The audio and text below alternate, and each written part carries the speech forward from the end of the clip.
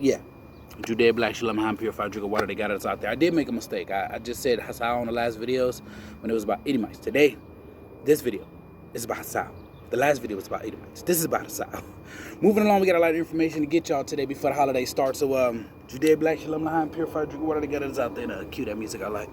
Cause I don't think twice. Just keep it out of my sight there. Well, bitch, don't kill my vibe. Oh, bitch, don't kill my vibe. Well, American privilege keeps blurring my vision. Shalom, shalom. Peace and blessings to everyone. I just want to give a huge thank you. All praises to the Most High. All praises to the Most High. The Races of the Old World. A Manual of Ethnology by Charles L. Bryce. The Hausa, in the center of the continent and the finest province of Negro land. A black nation has been met with by travelers whose origin is traced with great probability through its language to the Semitic family. They are the Guber or Hausa speaking the Hausa language. Until this century, they possess an important empire in Katsina, Kano, and other neighboring provinces. Remains of the nation are found as far north as Aspen. A large portion of the brown and black tribes of northern Africa has been shown belong to the same family that which first originated commerce, which invented the alphabet, produced the sublime Hebrew poetry and Arabian science, in which was through many ages and one of its branches the especial medium fitted by providence for transmitting the most elevated religious inspiration to mankind, and in which the divine manifestation of Jesus Christ was made.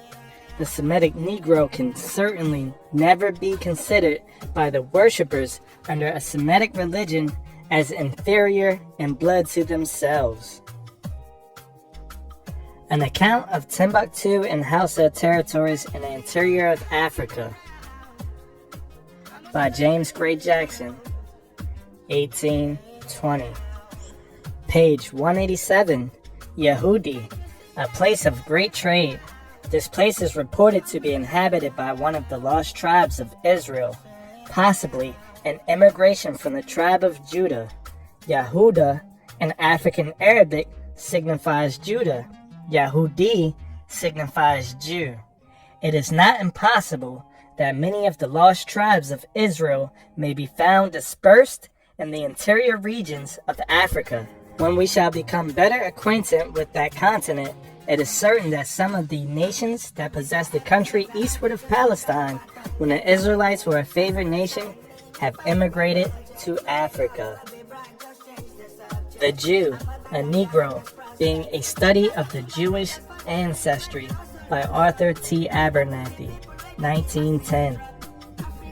The effort of the author is to prove herein by evidence from history showing the intermingling of the Jewish race with those of other races, and these in turn with still other races, together forming a miscellaneous intermingling of racial affinities, that the Jew of today, as well as his ancestors in other times, is the kinsman and descendant of the Negro, holding the Negro's features and characteristics through the long years of racial transmutation, and in spite of the Jewish intermarriages into other races, which fact is so thoroughly established by history.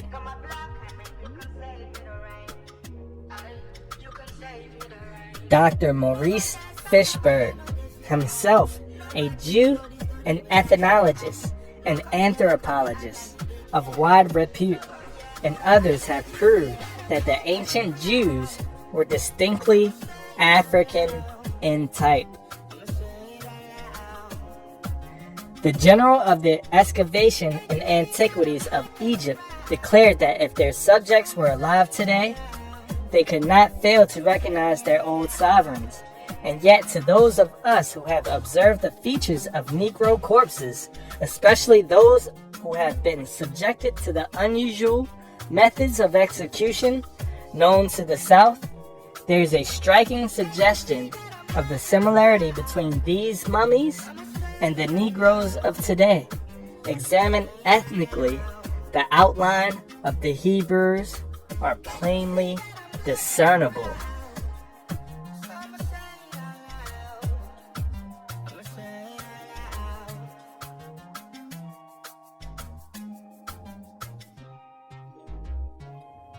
The Destiny of Nations, as indicated in prophecy by the Reverend John Cummings, 1864.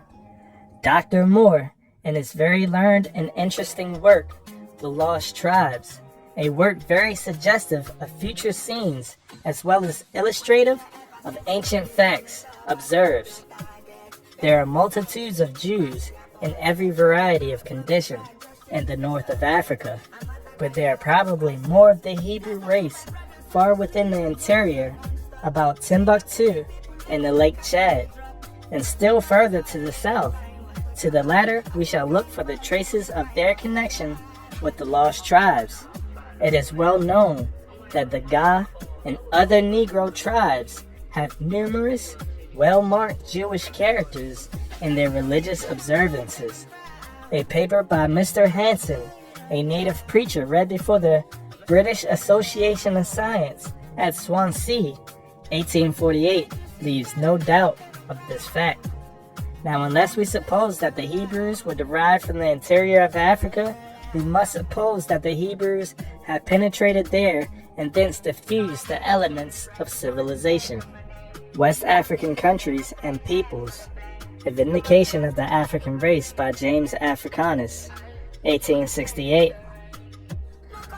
But when Mohammedanism overspread northern Africa, destroying by fire and sword all those of another religion, the Israelitish descendants, or the inhabitants occupying the central portion of Africa, passed forward seeking shelter to the south and west, a part namely those from the east central, crossing the Benue or Joliba branch of the Niger, descended gradually southward and became intermingled with the original inhabitants, protected from incursions on the north by the Benue River, and quietly settled between the Great Niger and Old Calabar rivers.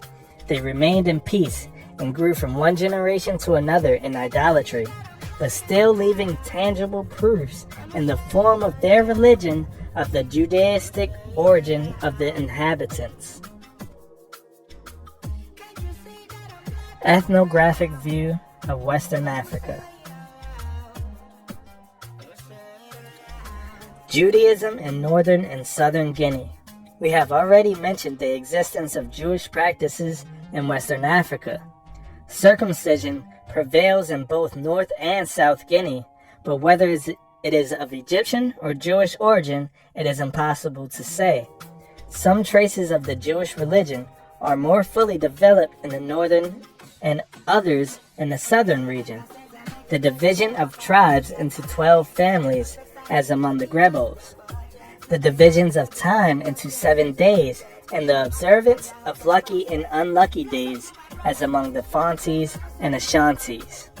The observance of new moons, the offering of blood sacrifices, and the sprinkling of blood upon the doorposts and altars, and having a house of refuge to which an offender may fly, and the security of falling upon the altar, and in having a distinct priesthood, are practices that are more fully developed in northern than southern Guinea. On the other hand, we have in southern Guinea demoniacal possessions, prescribed forms and times for mourning for the dead, rules pertaining to cleanliness, purifications, and various other things of similar character, more or less clearly developed. In both cases, these things are attended to without any clear idea of their import. If asked what they mean or why they are observed, the answer generally is that our fathers did it.